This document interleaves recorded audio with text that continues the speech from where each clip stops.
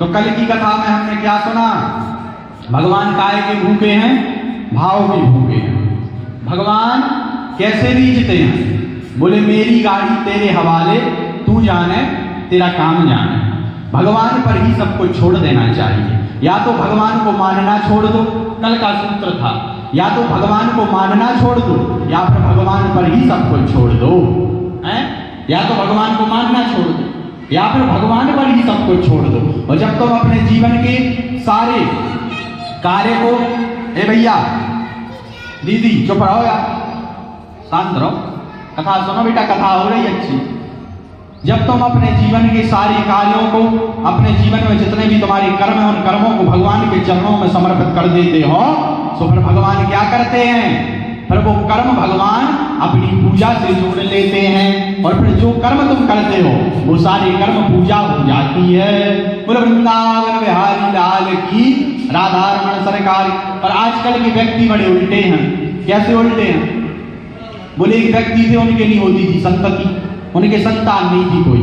गुरुजी के पास गए, बोले गुरुजी हमारे कोई संतति नहीं है, ऐसा आशीर्वाद दो कि हमारी संतति हो जाए। गुरुजी ने आशीर्वाद दिया, बढ़िया राधा कृष्ण भगवान से प्रार्थना करी, मंत्र का जाप किया, उनकी संतान हो गई, पुत्र हुआ, बढ़िया सुंदर पुत्र हुआ। तो गांव वालों ने कहा कि बोले भाई कुछ करो यार, गान तान की व्यवस्था करो। सो उन्होंने नाचने वाली को, नृत्य का जिसे हम कहते अपनी भाषा में, सामान्य भाषा में कहें नचनारी, तो लेकिन नचनारी नाचने के लिए बुलाई। उसका नाम था रमजनिया। रमजनिया आई तो रात में बढ़िया ठुमका लगाया, मंच स्टेज सज गया, लोग देखने वाले आए, गुरुजी भी आए। तो गुरुजी का तखत डाल दिया सबसे पीछे। अब गुरुजी बैठे तो गुरुजी पर तो कोई ध्यान ना देगा। अब रमजनिया ने रात भर ठुमका लगाया, लोग देखते रहे। जैसे ही सुबह भाई, सो इन्होंने रमजनिया को 300 रुपया निकाल दी उसकी दक्षिणा स्वरूप में, फीस जो उसकी थी। सो इन्होंने रमजनिया को दी 300। तो तब तक कुछ लोग बैठे थे, बोले गुरुजी की कृपा से, गुरुजी के आशीर्वाद से तुम्हारी संतति भई है, गुरुजी को भी कुछ दक्षिणा दो। तो गुरुजी को इन्हें जैसे तैसे जेब से, पीछे की जेब देखी, आगे की जेब टटोली, ऊपर की जेब टटोली। जब इन्हें 30 रुपया बड़ी मुश्किल से मिली, सो इन्हें 30 रुपया निकाल के गुरुजी को दे दिया। गुरुजी ने जा दे के बोले रम नाचने वाली को 300। और हम मर गए, साल भर भजन करते करते, मंत्र का जाप करते करते माला घुस गई, हमें 30 रुपया वो भी फटे। तब जाकर के गुरुजी ने कहा, बोले आंखें फूटी जगत की, कहा करें जगदीश, और रमजनिया को 300, रामदास को 30। हैं? बोले तो नाचने वाली रमजनिया की उसे 300।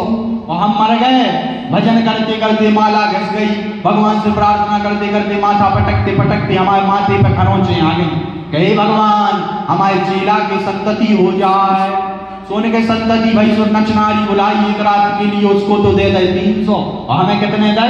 30। अच्छा आजकल के लोगों की भक्ति भी बड़ी खतरनाक है। मंदिर में जाते हैं तो भगवान से कहते हैं हाथ जोड़ करके, क्या बोले तन मन धन जो कुछ है स्वामी सब कुछ है तेरा, प्रभु सब कुछ है तेरा, तेरा तुझको अर्पण क्या लागे मेरा, ओम जय जगदीश हरे। हैं?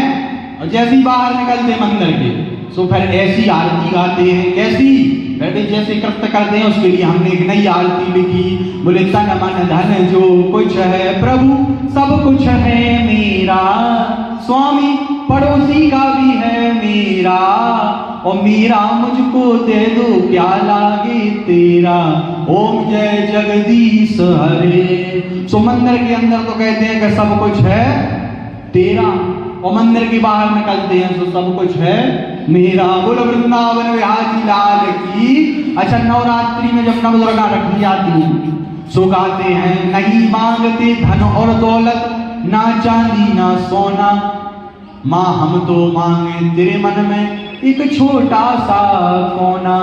माता जी के सामने तो मांगते छोटा सा मन में कोना। और यही वो व्यक्ति हैं जो लॉकडाउन में 20 रुपया का राशन 50 में बेचते थे। बोले वृंदावन बिहारी लाल की, राधा रमण सरकार की, श्री सीताराम भगवान की। तो आजकल के व्यक्ति भी बड़े विचित्र हैं। रात में भी हमने कहा ये मन है ना, ये मन बहुत भटकाता है व्यक्ति को, पाप का धोतक है मन। तभी तो कहा मन से बड़ा बहरूपी ना कोई, पल पल रचता स्वांग निराले, माया ममता में उलझा रहे वो, पड़ जाए जो मन के पाले।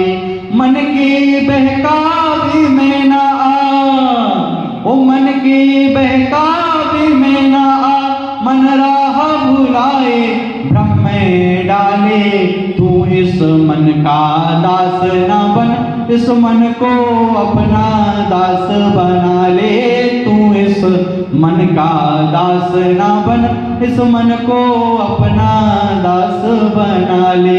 जो मन बहुत चंचल है भैया, ये मन ही व्यक्ति को भ्रम में डालता है। कभी ये कुछ विचार उत्पन्न करता, कभी कुछ विचार उत्पन्न करता। कभी सोचता घर बन जाए, कभी सोचता लुगाई आ जाए, कभी सोचता लड़का हो जाए, कभी सोचता धन आ जाए, कभी सोचता पद आ जाए। पर भैया धन, दौलत, पद, प्रतिष्ठा, यश, कीर्ति, संपन्नता, वैभवता कितनी भी अर्जन कर लेना, एक दिन तो सिकंदर के हौसले तो आली थे, जब गया जमी से तो दोनों हाथ खाली थे। कुछ भी अर्जन कर लो पर कुछ भी साथ जाने वाला नहीं है। साथ क्या जाएगा? बोले उमा कहाँ हूं मैं अनुभव अपना, और सत हरि भजन जगत सब सपना। जगत क्या है? स्वप्न मात्र। क्या है भैया जगत? जगत है सपना। कैसे? जैसे आप सपने में, जैसे मान लो आप सो रहे और सोते समय आपने सपना देखा कि आप रसमलाई खा रहे, गाजर का हलवा खा रहे, आपका बहुत बड़ा मकान बन गया, आपकी पत्नी आ गई, बढ़िया विवाह हो गया, ये हो गया, वो हो गया, आपके पास में धन धान्य खूब भरपूर मात्रा में, प्रचुर मात्रा में आ गया, और तभी आपकी आंख खुल गया। तो फिर क्या लगता है? जब तक स्वप्न में रहते हैं तो प्रसन्न रहते कि वाह वाह वाह हमारे पास तो बहुत धन आ गया, और जब आंख खुलती है तो बाद में पता चलता है अरे राम राम राम राम, फिर पश्चाताप होता है। काश ये हकीकत होता, काश ये सपना हकीकत होता। वास्तव में अगर हमारे पास धन आ जाता तो हमारा जीवन संवर जाता, फिर बड़ा पश्चाताप होता है। उसी प्रकार ये मनुष्य तन भी एक सपना है, ये संसार सागर भी एक स्वप्न है। कैसे? तो बोले आया है तो जाएगा, राजा रंग फकीर, वो कोई सिंहासन चढ़ चला, कोई बंधा जंजीर। कैसे सपना है? उसका प्रमाण है कि तुम्हें और हमें मरना है। अब अगर आप लोगों को ब्रह्मा जी ने अमरता का सर्टिफिकेट दिया हो तो हमें तो भैया पता नहीं है, पर हमें तो देखो मरना है। ब्रह्मा जी ने हमसे तो कहा है कि बीनंद शास्त्री तुम तो मरोगे। तो जब मरना है और जब मर करके तुम ऊपर जाओगे, और ऊपर जाकर के जब तुम वहां पर जाकर के विचार करोगे कि अरे हम जिस धन के लिए, जिस पद के लिए, जिस वैभव के लिए, जिस संपन्नता समृद्धि के लिए, मान सम्मान के लिए जीवन भर अपने परिवार वालों से लड़ते झगड़ते रहे, अपने परिवार वालों से लड़ाई झगड़े करते रहे, हमेशा ओवर टाइम काम करके अपने शरीर को स्वस्थ, अपने शरीर का ध्यान ना रखते हुए, अपने शरीर पर ध्यान ना देते हुए, अपने स्वास्थ्य का ध्यान ना देते हुए एक एक पैसा कमाते रहे, आज वही पैसा हमारे साथ नहीं आया है, आज सब कुछ छूट गया।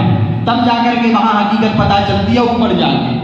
अरे राम राम राम, हकीकत तो ये थी, संसार तो एक सपना था। बोले वृंदावन बिहारी लाल की। तो सपना क्या है? बोले गोविंद, और गोविंद का भजन ही सत्य है, बाकी सब असत्य है। बोले भगवान का भजन ही सार है, बाकी सब बेकार है। बोले वृंदावन बिहारी लाल की, राधा रमण सरकार की। एकदा ही विशालायाम चत्वारसयो मलाः, सत्संगार्थम समायाता दग्धसुस्तत्र नारदम। एक बार बद्री विशालापुरी में, बद्री विशालापुरी क्या है?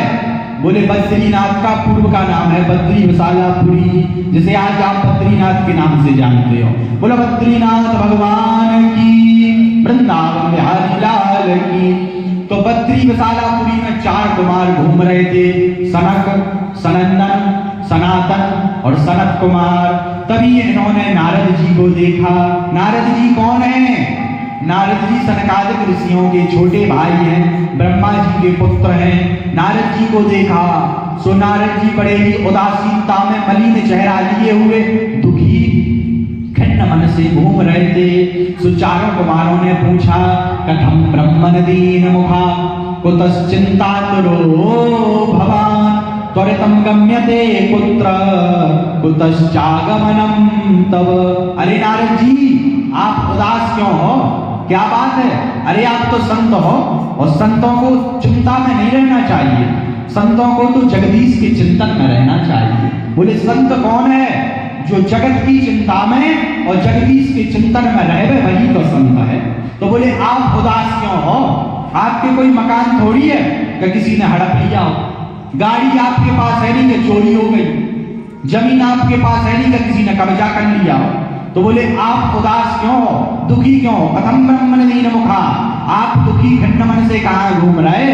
कुतः चिंता करो भगवान, आपको क्या चिंता हो गई? नारद जी बताइए। नारद जी बताने लगे, बोले भैया हम इस संसार सागर में भगवान का नाम का सत्संग करने के लिए आए थे। तो बोले क्या आपको सत्संग नहीं मिला? बोले कहाँ मिला? बोले क्यों नहीं मिला? बोले क्योंकि कलयुग का बड़ा ही विचित्र प्रभाव है, तपसी धनवंत दरिद्र गरीब कली कौतुक चात न तात कही। बोले कलयुग का बड़ा प्रभाव है। बोले इस कलयुग में हमने लोगों को विचित्र देखा। बोले आप कहाँ कहाँ गए? बोले पुष्करम चा प्रयागम चा काशीम गोदावरी तथा हरि क्षेत्रम कुरुक्षेत्रम श्रीरंगम सेतु बंदनम एवं आदेशु तीर्थेषु ब्रह्मांड इतस्ततः। बोले हम पुष्कर गए, प्रयाग गए, काशी गए, गोदावरी के तट गए, पर हमें कहीं पर भी सत्संग नहीं मिला। क्यों? बोले कलयुग का प्रभाव। तो बोले पहले आप कहाँ गए? बोले हम संतों के पास सत्संग करने गए, सत्संग मिला? बोले नहीं। बोले क्यों नहीं मिला?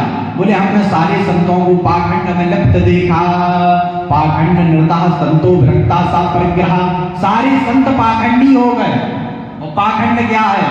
बोले पापस्य खंडा सा पाखंडा, बोले पाप का ही जो खंड है वही तो पाखंड है।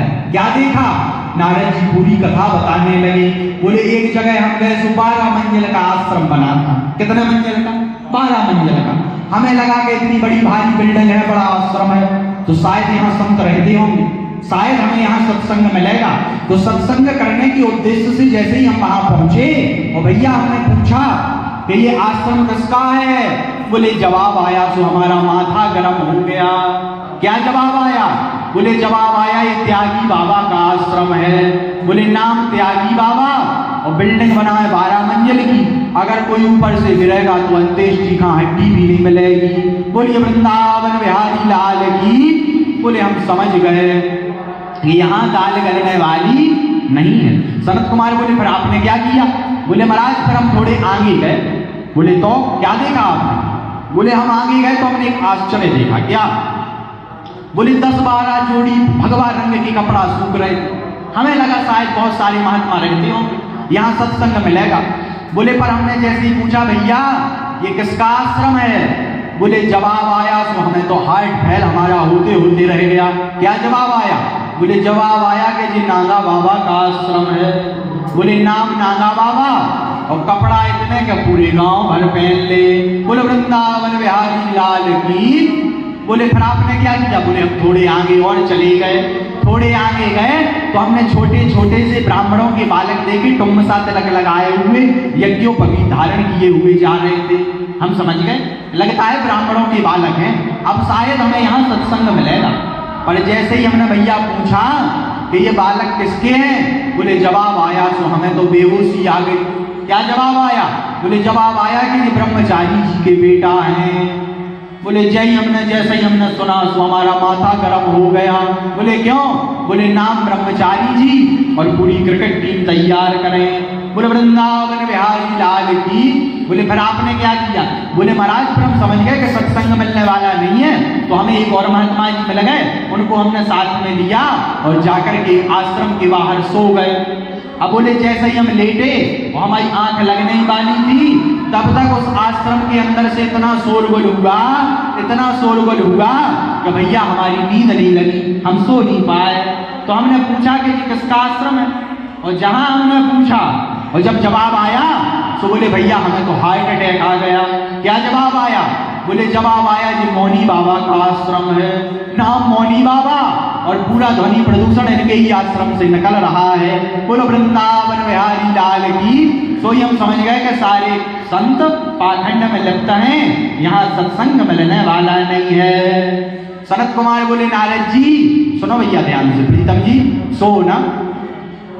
बोले भैया नारद जी, अगर आपको संतों के यहाँ सत्संग नहीं मिला तो गृहस्थों के घर जाते, गृहस्थों के यहाँ भी तो सत्संग होता है। अरे बोले महाराज गए, लेकिन वहां हमने और विचित्रता देखी। क्या? बोले तपसी धनवंत दरिद्र गिरी कली कौतुक जात न तात कही। नारद जी बताने लगे, क्या बताने लगे? बोले तरुणी प्रभुता गे है श्याल को बुद्धिदाय कहा, वो कन्या विक्रयणो लोभा दंपति नाम चकल कनम। क्या देखा? बोले आजकल घर में नई नवेली बहू का चलन हो गया। बोले व्यक्ति माता पिता की सेवा जब तक करता है जब तक श्रीमती जी नहीं आए, और जहां श्रीमती जी आती हैं तो खुद की मति खराब हो जाती है। बोले फिर उसके बाद जब ब्याह हो जाता है तो या तो माता पिता की खटिया वृद्धाश्रम में मिलती है या फिर खेत में मिलती है। कहाँ मिलती है? खेत में। बोले जहाँ आई घरवाई सो कड़ गए दद्दाबाई। दद्दाबाई तो समझता ही हो आप लोग, सब जन, आप लोग सब गांव के ही हो। दद्दाबाई माने माता पिता, जहाँ आई घरवाई सो कड़ गए दद्दाबाई। बोले आजकल हमने देखा तरुणी प्रभुता के घर में नई नवेली बहू का चलन हो गया, और श्याल को बुद्धिदाय का, श्यालको का मतलब होता है साला। बोले आजकल कोई भी व्यक्ति कार्य करता है तो सबसे पहले साले साहब को फोन लगाता है, हेलो हम गाड़ी खरीद रहे, लाल कलर की लेवे का सफेद कलर, भैया हम घर ले रहे, एक मंजिल खरीदिए का 2 मंजिल। अच्छा माता पिता बैठे उनसे नहीं पूछता है, साले साहब को स्पेशल फोन लगता है। और हमारे वृंदावन में कहावत है कि दीवार बिगाड़े आरो और घर द्वार बिगाड़े सारो। बोलिए वृंदावन बिहारी लाल की। तो आजकल माता पिता को कोई नहीं पूछता, साले साहब को स्पेशल फोन लगाते हैं सलाह लेने के लिए। तो तरुणी प्रभुता गे है श्याल को बुद्धिदाय का, और कन्या विक्रयणो लोभा। बोले कन्या को आजकल बेचा जाता है, विवाह नहीं होता है, बोले दाम गिना करके कन्या को बेच दिया जाता है। कन्या विक्रयणो लोभा, सब लोभी हो गए। और दंपति नाम चकल कनम, दंपतियों में क्लेश मचा हुआ है। अच्छा आजकल कलयुग का क्या प्रभाव है? बोले कलयुग में आजकल तो नए जमाने के मकानी प्राण लेंगे। पहले के जमाने में मकान बनते थे तो बाहर बढ़िया भगवान के आयुध चिन्ह बनाए जाते थे, शंख चक्र के चिन्ह बनाते थे कि ये भगवान भक्त का घर है, ये सनातनी का घर है। पर आजकल मकान बनाते हैं, अच्छा आजकल तो मकानों में देहली ही खत्म हो गई, देहली भी नहीं रखते हैं, देहली खत्म हो गई। प्रायः हमारी सनातन धर्म की पूर्व संस्कृतियां लुप्त तो होती जा रही हैं, और इसका कारण आप और हम ही हैं। जैसे बोले 7 दिन तक कथा सुनो तो भारतीय परिधान वेशभूषा धारण करनी चाहिए, लेकिन हमारे जजमान जी पैंट में बैठे। अच्छा एक जगह हम कथा करने सो एक जजमान को लड़का आए सो पैंट पहने रहा है, और पैंट पहने सो तो ठीक है वो भी फटो। तो हमने पूछा कि भाई ये फटा पैंट क्यों पहनते? आजकल फटे पैंट का भी काफी चलन हो गया है। हमने पूछा कि भाई ये फटा पैंट क्यों पहनते? बोले महाराज मॉडर्न जमाना है। हमने कहा भाई इससे होता क्या है? बोले महाराज सब लोग अपने ही को देखते हैं। तो हमने कहा भैया इससे अच्छा तो बिल्कुल ना पहनो। बोले बाबा बने फिरो, सब तुम ही को देखेंगे। अच्छा पहले के जमाने में पैंट फट जाता था तो पहले के जमाने में आपको पता होगा प्रीतम जी, थैगरी चलती थी, थैगरी। अगर पैंट फट गया तो हमने स्वयं देखा भैया पहले के लोग, हमारे जमाने के लोग, क्योंकि हमारा तो बुढ़ापे का शरीर है, आजकल के तो हम हैं नहीं, हमारे जमाने के लोग पहले के जमाने में जब पैंट फट जाते थे तो थैगरी लगवा देते। बोले क्यों? बोले भैया हम गरीब हैं, नया कपड़ा खरीद नहीं सकते, इतना हमारे पास पैसा नहीं है, हमारी क्षमता नहीं है, लेकिन हम फटे कपड़े नहीं पहनते, इसलिए हम थैगरा चढ़वा लेते हैं। बोले क्यों? बोले फटे कपड़े पहनने से लक्ष्मी जी नाराज हो जाती हैं। कौन नाराज हो जाता? लक्ष्मी जी। पर आज के समय में तो फैशन चल गया फटे पैंट पहनने का, और बाद में कहते हैं महाराज जी हम पर कृपा नहीं हो रही, व्यापार नहीं चल रहा, हम तो जो भी काम करते हैं उसमें रुकावट आ जाती है, हम तो बहुत परेशान चल रहा है, कोई उपाय बताओ। अच्छा तुम उपद्रव करोगे तो क्या तुम सुखी रहोगे? जैसा कर्म करोगे वैसा फल मिलेगा। बोलो वृंदावन बिहारी लाल की, राधा रमण सरकार। अच्छा आजकल के बाल भी बड़े विचित्र कटने लगे। एक हमारे गांव के बगल में एक व्यक्ति रहते हैं, छोटा ये बालक है, 23-24 साल का लड़का। तो एक दिन वो निकला साइकिल से, तो ऐसे बाल कटवा के आया कि इधर के पूरे सांप और इधर के सांप, और बीच के जो बचे सो उस पर लाल कलर करवा दिया, ऐसे लगे जैसे घोड़ा की पूंछ हो। और चला जाए जल्दी जल्दी पैदल मारते हुए। हम बैठे थे मोहल्ले में, हमने कहा बेटा इधर आओ इधर आओ, तो आ गया, बताओ गुरुजी। हमने कहा ये बेटा बाल कैसे कटवाए हो? बोले गुरुजी वो तो नया जमाना है, आज के जमाने के बच्चे ऐसे ही बाल कटवाते। हमने कहा बेटा बिल्कुल तुम्हें ऐसे लग रहा है जैसे किसी ने एक चप्पल इस तरफ मार दी हो, कोई एक इस तरफ मार दी हो। बोले वृंदावन बिहारी लाल की, राधा रमन सरकार की। तो भैया आजकल के मॉडर्न जमाने में तो आग ही लग जाए, ऐसा मॉडर्न जमाना आ गया कि आजकल माता पिता के सामने ही पत्नी के गले में हाथ डाल के घूमते हैं। बोले दिस इज माई बाइक, आएगी बाइक, और कहूँ बाइक को जोड़ गो, कहूँ बाइक भाई। सुप्रभात में रोते आते हैं, महाराज हमारी कुंडली था देखा, हमारी घर वाई भाग गई। अब भागे क्यों ना, बाइक बनाए रहो, अब बाइक बनाए रहो तो उसमें कहीं बाइक भाई कनेक्ट कर लो। बोले वृंदावन बिहारी लाल की। अरे भैया अर्धांगिनी बनाते। बोले आजकल सबसे बड़ा देखो, हम नए बच्चों से कहना चाहेंगे, आज के जमाने के बच्चों से, आजकल ज्यादातर डिवोर्स क्यों होते हैं, विवाह में विच्छेद उत्पन्न क्यों होता है? इसलिए होता है कि आजकल सुंदरता पर ज्यादा ध्यान दिया जाता है, संस्कार पर कम ध्यान दिया जाता है। बोले आजकल के व्यक्ति, आजकल के बच्चे, जो नए बच्चे हैं, वो क्वालिटी देखते हैं जैसे बस या कार खरीद ली हो।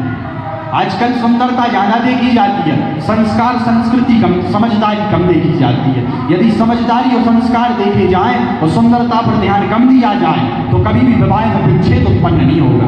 विवाह विच्छेदन का मुख्य कारण यही है कि तुम सुंदरता देख करके लव प्रेम के चक्कर में पड़ के अपना मन चाहा प्यार करते हो, और बाद में वही बाइक, जब तुम उसको बाइक बना लेते हो तो वो वाईफाई कनेक्ट करके निकल जाती है। अगर अर्धांगिनी बनाओगे और संस्कृति संस्कार समझदारी पर ध्यान दोगे और सुंदरता पर ध्यान नहीं दोगे तो तुम्हारे विवाह में कभी भी विच्छेद उत्पन्न नहीं होगा। जब तक तुम रहोगे जीवन साथी तुम्हारे साथ रहेगा सुख दुख में। पहले के जमाने में देखा होगा आप लोगों ने, पहले के जमाने में इतनी व्यवस्था नहीं होती थी, इतना धन नहीं होता था, लेकिन पहले की माताएं एक साड़ी में 4-4, 5-5 साल गुजार देती थी, पर कभी भी अपने पति का खंडन या विरोध नहीं करती थी, कभी भी अपने पति को ताना नहीं देती थी। आजकल की हो तो दूसरे दिन तलाक ले ले। आजकल की माताओं को सारी व्यवस्था है पर फिर भी वो निभाना नहीं जानती है। क्यों? क्योंकि पहले के समय में संस्कार थे, आज के समय में क्या है, मॉडर्न जमाना है, तो आजकल संस्कार तो लुप्त हो गए। आजकल ज्यादातर पढ़े लिखे हो गए, और बड़े अक्सर ज्यादा पढ़े लिखों की बुद्धि ही खराब होती है। जो हम जैसे मूर्ख होते हैं वो कैसे होते? अच्छा आजकल तुम देखना, जितने जो पढ़े लिखे समझदार होते हैं, अगर कोई कितनी भी करोड़ों की बात कहे तो ये ताली भी बजाते हैं, सो हंसेंगे, सो ऐसे हंसेंगे जैसे रबड़ थोड़ी तनी हो और फिर छोड़ दी गई हो। हम जैसे मूर्ख हंसे सो जो सो रहा हो वो जग जाए। ताली भी बजाएं तो ऐसी बजाएं कि अपनी ही सुनाई है। लेकिन अक्सर बुद्धिमानों की और पढ़े लिखों की बुद्धि खराब होती है, हम जैसे मूर्खों की कभी बुद्धि खराब नहीं होती। हम जैसे मूर्ख हमेशा हंसते रहते हैं। हम देखो हंस लो भैया, बोले वो हंसते नहीं है। बोले क्यों? बोले बड़े लोग हैं, वजनदार है। काहे के वजनदार? वजनदार तुम तो खूब हंसेंगे भैया, हम तो 24 घंटा पकड़ याद रहे हमारे साथ में जो रहा तुमसे पूछो, हम हमेशा भी तो की बात करते रहे। काहे? क्योंकि हमें पता है कि भैया हंस ले, जिंदगी में और कुछ नहीं है। काहे के वजनदार? अच्छा मान लो तुम पैसा बाए हो और हम गरीब हैं, अच्छा हम रहे सो हमें सूखे डूडरों में बाढ़ हो जाए, और तुम हो सुखा तुम्हें सोने की गाटरों में बाढ़ हो जाए। इतनी सी थैलिया में तुम इतना ही में हम। अच्छा ये भी नहीं है कि हमारे बच्चा मरघटा पे हमें जला देंगे, बाद में जब वहाँ पर हमारे हड्डों हाड़ों को बीनने जाएंगे, सोने हड्डी मिलेगी, तुम्हारे बच्चा बीनने के लिए जाएंगे, सोने हीरा मोतियाँ मिल रहे हैं।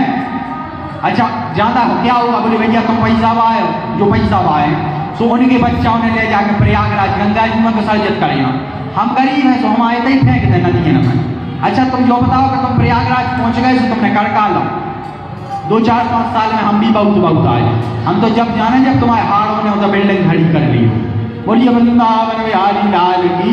राधा तो ज्यादा वजनदारी के चक्कर में नहीं पड़े, खूब हंसेंगे हम तो, खूब हंसा जम के, क्योंकि जिंदगी का कोई भरोसा नहीं है, कब चले जाए क्या हो जाए। लो अभी कथा सुना है, 2-5 मिनट बाद हम यहीं क्या हुआ? बोले बाबा तो चले गए। क्यों? बोले पता नहीं आ गई होगी सो चले। तो जिंदगी का कोई भरोसा नहीं है। बोले श्वास श्वास सुमिरन करे, वृथा श्वास मत खोए, और ना जाने इस श्वास का आवन हो न होए। बोले जिस श्वास अंदर गई क्या पता लौटेगी क्या नहीं, और उसी बीच में प्राण निकल जाए। इसलिए श्वास श्वास पर भगवान का भजन करना चाहिए। बोले क्यों? लेकिन भैया भजन करना भी आजकल बड़ा मुश्किल हो गया।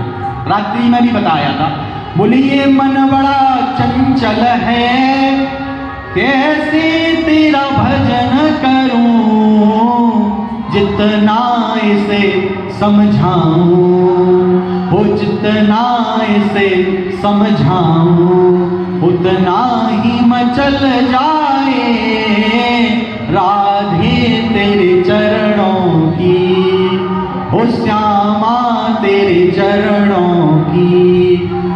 गर धूल जो मिल जाए सच कहता हूँ मेरी, ओ सच कहता हूँ मेरी, तकदीर बदल जाए राधे तेरे चरणों की, ओ श्यामा तेरे चरणों की।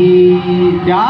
गर धूल जो मिल जाए सच कहता हूँ मेरी, भैया तकदीर संवर जाए राधे तेरे चरणों की।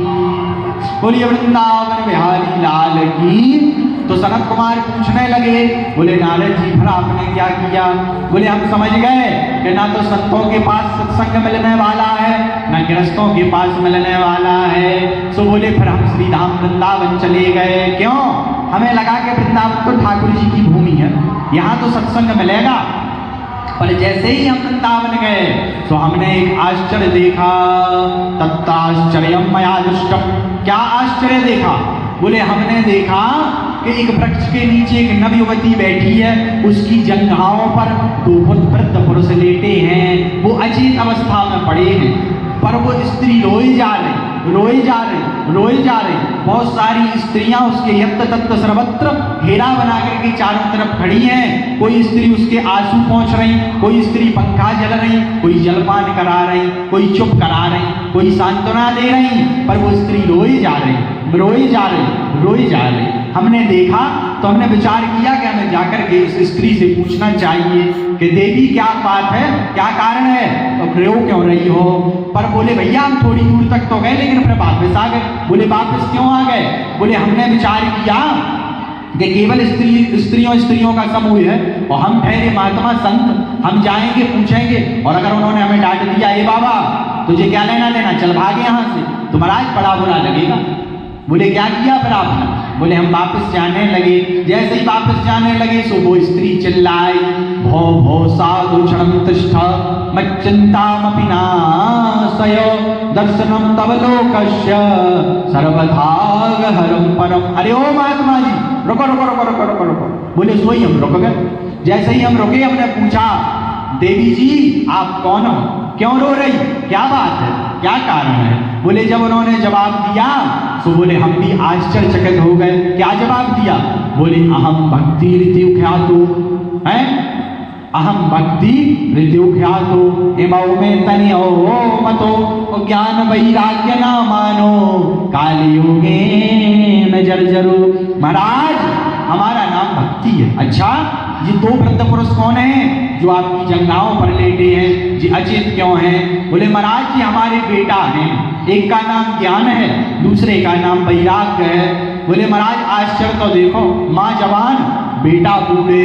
हमने पूछा देवी जी इसका क्या कारण है? आप तो नवयुवती हो पर आपके बच्चे, आपकी संतान, आपकी जो बालक हैं जो वृद्ध क्यों हो गए? बोले महाराज कलयुग के प्रभाव से। बोले वृंदावन में आने के बाद हम तो नवयुवती हो गए, हम भी वृद्ध हो गए थे, लेकिन ज्ञान और वैराग्य की चेतना नहीं खुली। ज्ञान और वैराग्य अचेत पड़े हुए, इनकी चेतना जागृत नहीं भाई, अचेतना नहीं खुली। बोले जैसे ही हमने सुना सो हमने गीता पाठर मोहर मोहर गीता का पाठ किया, कान में भगवान के नाम का जो है जाप किया, भगवान नाम का उच्चारण किया, गीता के श्लोकों का उच्चारण किया। और नारद जी ने बहुत आवाज लगाई, रे ज्ञानम प्रबुद्धताम, रे वैराग्यम प्रबुद्धताम, हे ज्ञान उठो, हे वैराग्य उठो। पर उनकी चेतना जागृत नहीं भई, तब तक आकाशवाणी भई, अरे नारद जी अगर तुम ज्ञान और वैराग्य की चेतना जागृत करना चाहते हो तो सत्कर्म करो। क्या करो? सत्कर्म करो। अब बोले महाराज आकाशवाणी ने सत्कर्म तो बता दिया, पर ये नहीं बताया कि क्या करो। उसी सत्कर्म को खोजते खोजते हम पृथ्वी पर भ्रमण कर रहे हैं। सोई सनत कुमार मुस्कुराने लगे। अरे बोले नारद जी, वो सत्कर्म कोई और नहीं है, वो सत्कर्म श्रीमद् भागवत कथा का साप्ताहिक ज्ञान यज्ञ ही वो सत्कर्म है। बोलिए वृंदावन बिहारी लाल की, राधा रमण सरकार की। बोले वो सत्कर्म भागवत की कथा है। जैसे ही इतना सुना, सोई बोले महाराज तो पर भागवत सुनाओ। कहाँ सुनाए? बोले हरिद्वार चलो।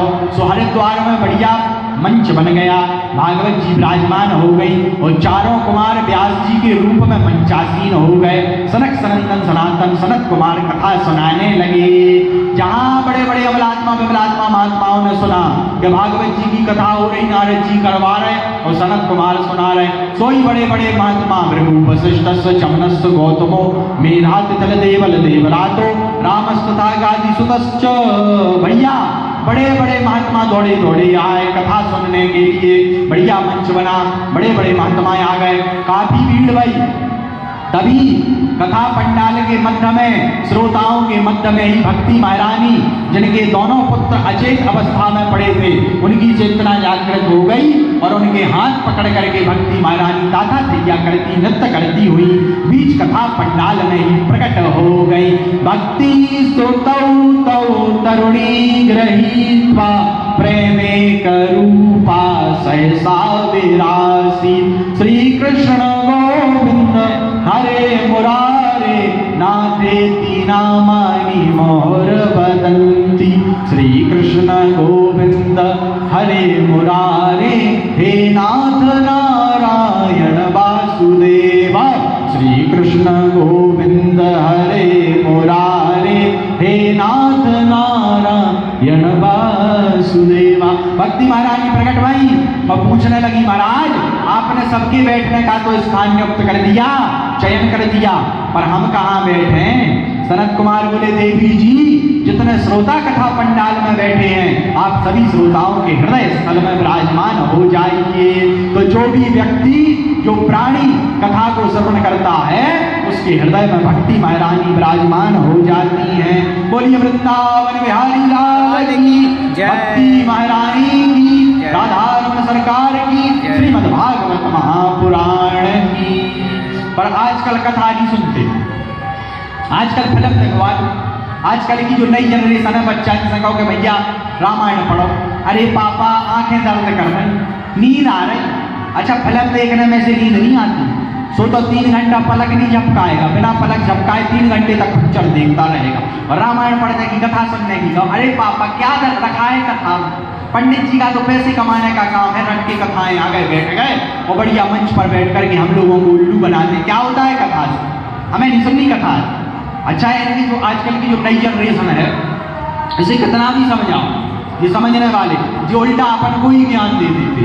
आजकल के जो नए बच्चे हैं ना, इन्हें समझाओ जो उल्टा अपन को ज्ञान। महाराज तुम क्या जानो, जिंदगी की मौज तो खट्टे में है, जिंदगी की मौज तो मस्ती में है, जिंदगी की मजा तो मौज में है। महाराज कहाँ है आप कथा लगाए फिर तक। अच्छा एक जने हमसे बोले महाराज आपने भगवान देखे हैं? हमने कहा क्यों?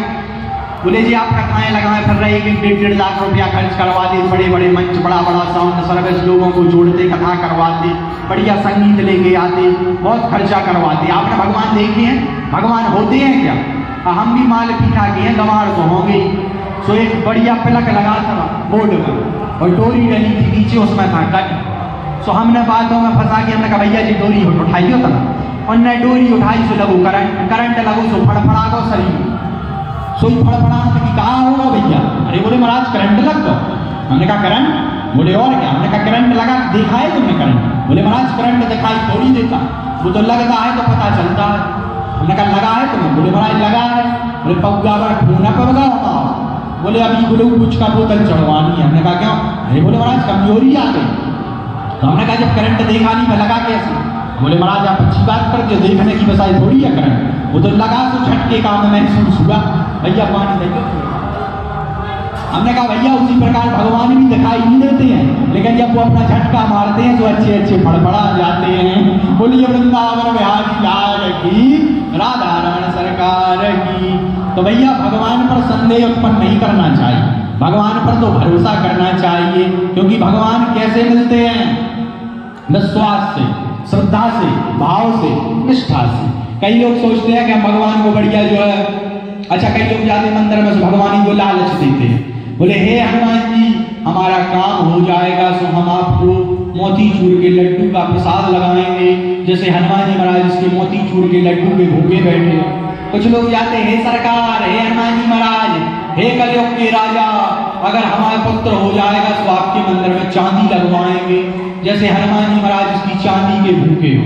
भगवान काय के भूखे हैं? बोले भाव का भूखा हूं मैं, और भाव ही एक सार है, और भाव से जो मुझको भजे सुभव से बेड़ा पार है। भाव बिन कुछ भी दे तो मैं कभी लेता नहीं, और भाव पूरत टेर ही करती मुझे लाचार है। बांध लेते भक्त मुझको भाव की जंजीर में, इसलिए इस भूमि पर होता मेरा अवतार है। भगवान का अवतार क्यों होता है? बोले भक्त जब भगवान को पुकारते हैं, जब सच्चे हृदय से बुलाते हैं महंत, तो वही दौड़े चले आते हैं भगवंत। बोलिए वृंदावन बिहारी लाल की, राधा रमन सरकार की। अच्छा एक व्यक्ति हमसे पूछ रहे थे भैया प्रीतम जी, बोले महाराज अगर आपकी कथा सुनेंगे तो क्या हमें दुखों से निवृत्ति मिल जाएगी? क्या हमारे पास बहुत ज्यादा प्रचुर मात्रा में धन आ जाएगा? क्या हमारे पास यश कीर्ति वैभवता संपन्नता समृद्धि संपत्ति धन धान्य पड़ जाएगा? क्या हमारे सभी समस्त क्लेशों से हमें मुक्ति मिल जाएगी? हमने कहा भैया देखो, हमने एक उन्हें कथा बताई। देखो एक बार दो ब्राह्मण थे पंडित जी, तो दोनों पंडित जी अपने यजमान के यहाँ गए। यजमान के यहाँ गए पुरोहित कर्म करने, पांडित्य कर्म करने गए। सो जब वापस आए तो एक पंडित जी रो रहे थे और एक पंडित जी हंस रहे थे। तो हम जैसे एक व्यक्ति ने पूछा, बोले महाराज आप रो क्यों रहे और आप हंस क्यों रहे? क्या सम्मान में कमी हुई? बोले सम्मान में तो कोई कमी नहीं है। बोले सम्मान तो बराबर मिला। तो बोले महाराज फिर जो है भोजन में कमी रही क्या? बोले भोजन में भी कमी नहीं रही, भोजन भी बढ़िया करवाया दोनों को बराबर। तो बोले फिर क्या हुआ? दक्षिणा कम दी क्या? बोले दक्षिणा भी कम नहीं दी, दक्षिणा भी बराबर, सम्मान भी बराबर। तो बोले फिर भाई साहब एक हंस रहे हो एक रो क्यों रहे? सोई वे बताने लगे। क्या बताने लगे? जो रो रहे थे वो पंडित जी बोले भैया जब इसके यहाँ से निमंत्रण आया तो हमने सोचा कि बड़ा आदमी है, अब बड़ा आदमी है तो हमें लगा के 500 दिया, पर उसने तो 50 ही दिए, इसलिए हम रो रहे हैं। अब जो पंडित जी हंस रहे थे उनसे पूछा, बोले आप क्यों हंस रहे? बोले जब इसके घर से निमंत्रण आया तो हम समझ गए कि है तो बड़ा आदमी पर नंबर 1 का कंजूस है, हमें लगा था कि 5 रुपया देगा, पर उसने 50 दिए, यही बड़ी बात है, इसलिए हम खुश हैं, इसीलिए हम सुखी हैं। बोलो वृंदावन बिहारी लाल की। तो भैया जीवन में सुख दुख तो आते ही रहते हैं, कोई हंसते हंसते निकाल देता है, कोई रोते रोते निकाल देता है। अगर आप भगवत भक्त हो, भजनानंदी हो, भगवत आश्रित हो, भगवान से विमुख नहीं हो, भगवान की भक्ति करते हो और उसके पश्चात भी यदि आपके जीवन में दुख आते हैं तो यही सोचना चाहिए कि हमारे जीवन में और दुख लिखे थे, लेकिन भगवान ने हमें कम दुखों में ही निपटा दिया। बोलिए वृंदावन बिहारी लाल की।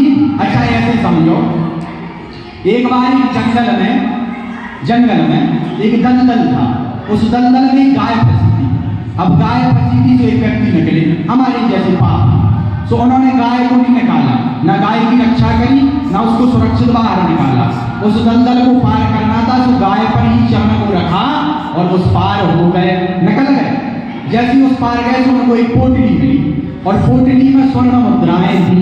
हम बड़े प्रसन्न भाई, अरे बाबा जय हो प्रभु, आपकी बड़ी अनुकंपा है, आज तो हमें सोने की थैली मिल गई, बड़े प्रसन्न भाई। दूसरे व्यक्ति निकले हमारे प्रीतम भैया जैसे, वो पुण्यार्थी थे, धार्मिक थे, दयालु थे। जैसे ही वो निकले उन्होंने गाय को दलदल में फंसा देखा तो दलदल में उतर गए, बड़ी मुश्किल से कष्ट से, बड़ी बहुत परेशानी भाई, बहुत श्रम किया और बहुत श्रम करने के पश्चात कष्ट में घुस करके उस दलदल की गंदगी के अंदर जाकर के गाय को सुरक्षित बाहर निकाला। क्या किया? गाय को बाहर निकाला और जैसे ही गाय को बाहर निकाल करके थोड़ी दूर आगे गए तो उनको एक कांटा चुभ गया और जैसे ही कांटा लगा तो ही वहां पर नारद जी सब सारी वार्ता देख रहे थे। नारद जी ने जहां वो घटनाक्रम देखा तो वैकुंठ डूब गए और भगवान से बोले लो अब हमें आपकी भक्ति नहीं करनी है, रखी आपकी माला, अब हम आपका नाम का जाप नहीं करेंगे। बोले क्यों? अरे बोले आप बड़े विचित्र हो। कैसे विचित्र? बोले आपको अच्छा बुरा नहीं दिखता है? अरे भगवान बोले भैया हो क्या गया, आप तो बड़े ही उद्विग्न दिखाई दे रहे हैं, खिन्न मन से दिखाई, क्या बात है बताओ। सारा बाकी क्या सुनाया। बोले ऐसी ऐसी घटना घटी। सोई हमारे भगवान युगल सरकार मुस्कुराने लगे। अरे बोले नारद जी आप उसका पूर्व जन्म नहीं देख रहे, हम देख रहे हैं। उसने जिसने गाय के ऊपर पैर रखा है उसे पूर्व जन्म के पुण्य अनुसार, कर्मानुसार, प्रारब्धानुसार आज उसको बहुत बड़ा खजाना मिलना था, पर गाय का अपमान करने के कारण, गाय को चरण से स्पर्श करने के कारण उसके पुण्य छीन हो गए, उसका बड़ा वैभव सब छोटे से रूप में निकल गया। वो बोले जिसने गाय की रक्षा करी, जिसने गाय को दलदल से बाहर निकाला, गाय को सुरक्षित जो है उसकी जान बचाई, उसके जीवन में आज उसकी अकाल मृत्यु होनी थी। उसके प्रारब्धानुसार, पूर्व जन्म के कर्मानुसार आज उसकी आयु क्षीण होकर के अकाल मृत्यु हो जाती। लेकिन जैसे ही उसने इस गाय को बचाने का पुण्य किया, सोई भैया उसका बड़ा दुख, बड़ा संकट छोटे से रूप में, एक कांटे के कष्ट में जो है निकल करके उसके जीवन से निकल गया। बोले वृंदावन बिहारी लाल की, राधा रमण सरकार की। बोले उसके जीवन में तो बहुत दुख था, लेकिन छोटे रूप में भगवान ने उसको निकाल दिया। क्यों निकाल दिया? ये पुण्य का प्रताप है। तो अगर आपके जीवन में दुख आवे तो क्या सोचना चाहिए? हमारे जीवन में बहुत दुख लगे थे, लेकिन भगवान ने छोटे रूप में निकाल दो।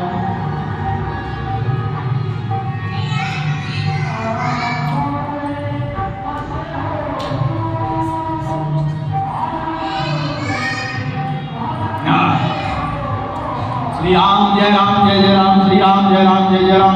वृंदावन बिहारी लाल की, राधा रमण सरकार की। जैसे ही ज्ञान वैराग भक्ति मायरानी का दुख दूर हुआ, सो नारद जी सनत कुमारों से प्रश्न करने लगे। बोले महाराज हमारा एक प्रश्न है। हाँ पूछो पूछो। बोले महाराज भागवत की कथा केवल ज्ञान वैराग भर को तारती है, केवल भक्ति भर को तारती है। अगर कोई भक्त ना हो, ज्ञानी ना हो, वैरागी ना हो, तो क्या भगवान की कथा उसका कल्याण नहीं करेगी? सनत कुमार बोले नारद जी अरे ज्ञान वैराग्य भक्त तो छोड़ो, यदि किसी व्यक्ति ने जीवन भर पाप किए हो और पाप कर्म करते करते उसकी मृत्यु हो गई हो, और मृत्यु होने के पश्चात को घनघोर प्रेत योनि को प्राप्त हो गया हो, और उसके निमित्त भी यदि श्रीमद् भागवत महापुराण की कथा करवा दी जाए तो उसका कल्याण हो जाता है। बोले महाराज आज तक ऐसा हुआ है? ये सिर्फ कपोल कल्पनाएं। बोले हुआ है। कब? सनत कुमार सुनाने लगे। बोले हम आपको एक प्राचीन पुरातन इतिहास सुनाते हैं। बोले एक नगर में एक पंडित जी रहते थे, उनका नाम था आत्मदेव। को क्या नाम था? आत्मदेव। आत्मदेव नाम के पंडित जी एक गांव में निवास करते थे। बड़े ही संत प्रतिज्ञ धार्मिक कर्मकांडी ब्राह्मण थे। कर्मकांड पांडित्य कर्म करके ही उनके जीवन का भरण पोषण होता था।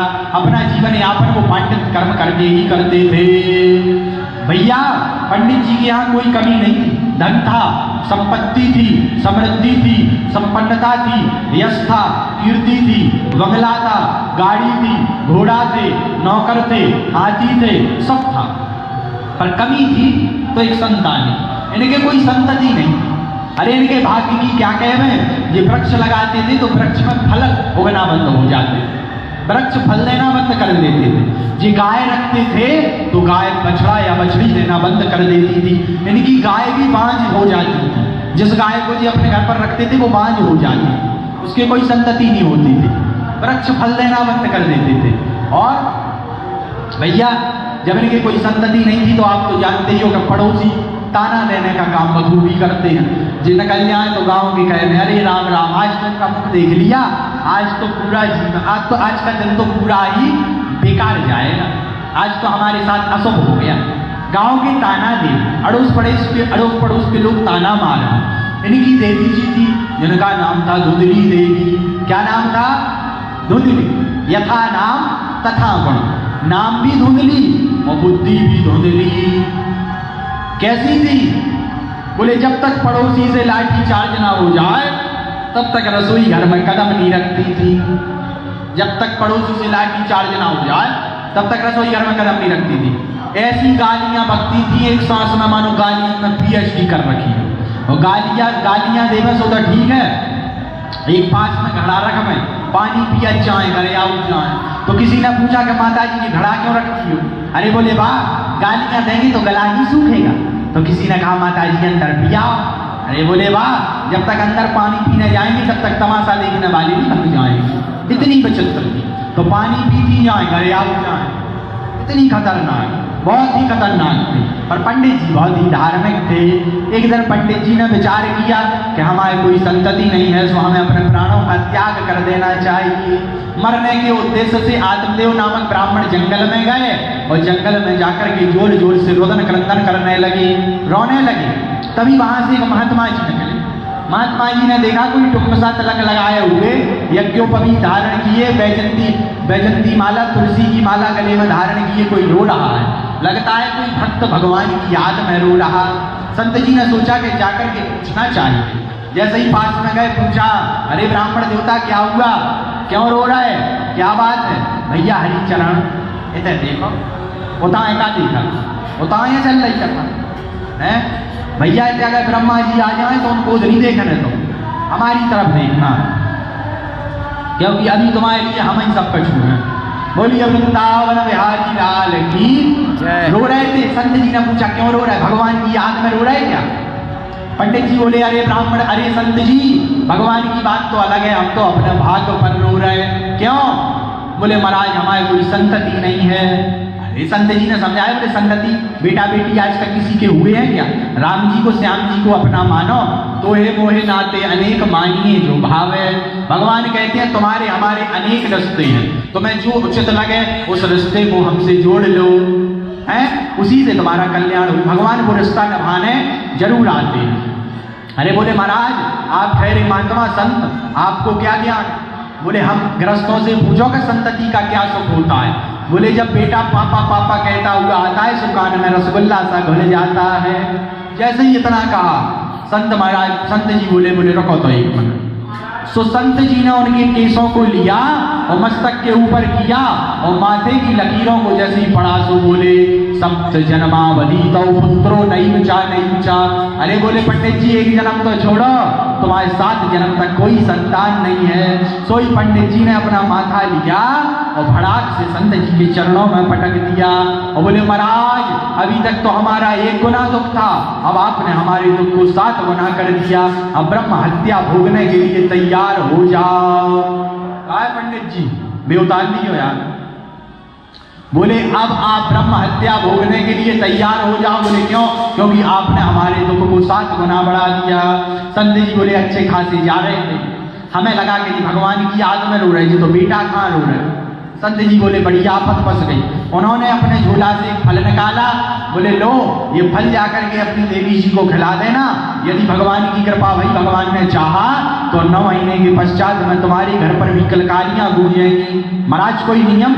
बोले हाँ, सात्विक आहार लेना, सुल्पाहार लेना, भगवान के नाम का जाप करना, ब्रह्मचर्य व्रत का पालन करना, जमीन पर शयन करना, इतने नियम बता करके पंडित संत जी तो चले गए। पंडित जी फल लेकर के आए, धुंधली देवी को दिया, सारी वार्ता बताई, देवी जी ये फल खा लो, यदि भगवान ने चाहा तो 9 महीने के पश्चात हमारे घर पर भी कलकारियां गूंजेंगी। जैसे ही इतना कहा अब पंडित जी तो गांव में चले गए बताने, देखना हमारे घर पर भी संतति होगी, हमारे घर पर भी पुत्र होगा, 9 महीने के बाद में देखना संत जी का आशीर्वाद प्राप्त हुआ है। अब धुंधली देवी वो फल लिए हो बैठी और सोच रही खाऊं कि ना खाऊं। तब तक पड़ोसन आ गई, क्यों बहन क्या सोच रही? अरे बोली आओ आओ बहन, सीताराम सीताराम। तो मच्छी आई। बोले क्या सोच रही?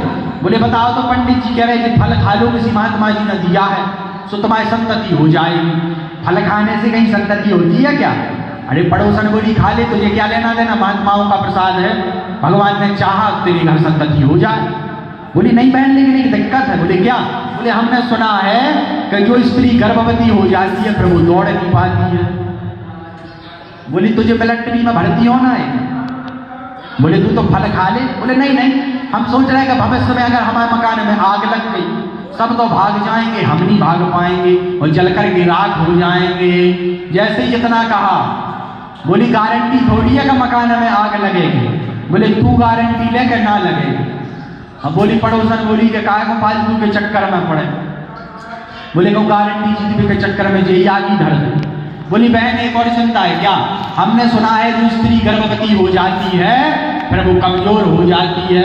पड़ोसन बोली कि तुझे मल्ल युद्ध लड़ने जाना है। बोले फल खा ले, भगवान ने चाह कृपा करी तेरी संतति हो जाए। पर धुंधली की तो बुद्धि ही धुंधली थी। यथा नाम तथा गुण, नाम भी धुंधली बुद्धि भी धुंधली। पड़ोसन तो चली गई, बोली तुझे खाना है तो खा ले, तू जाने तेरा काम जाने। तब तक धुंधली की बहन आ गई और धुंधली की बहन पर भगवान की बड़ी कृपा। क्या? बोले 2-4 बच्चे ये घर पर छोड़े आए।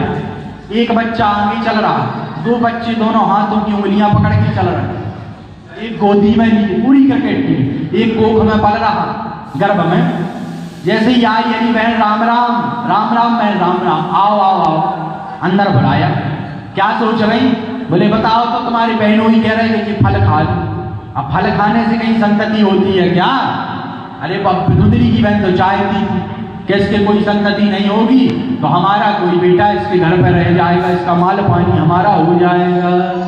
जैसे ही इतना कहा भैया, जैसे ही इतना कहा सोई धुंधली की बहन कहने लगी, बोली अरे बहन, ये महात्माओं के चक्कर में नहीं पड़ना चाहिए। ये महात्मा सब चमत्कारी होते हैं, इनका फल अगर तूने खा लिया तो बाबी पागल हो गई, क्या करें? चक्कर में ना पड़ो, हलल ना खाओ, तो फिर क्या करेंगे?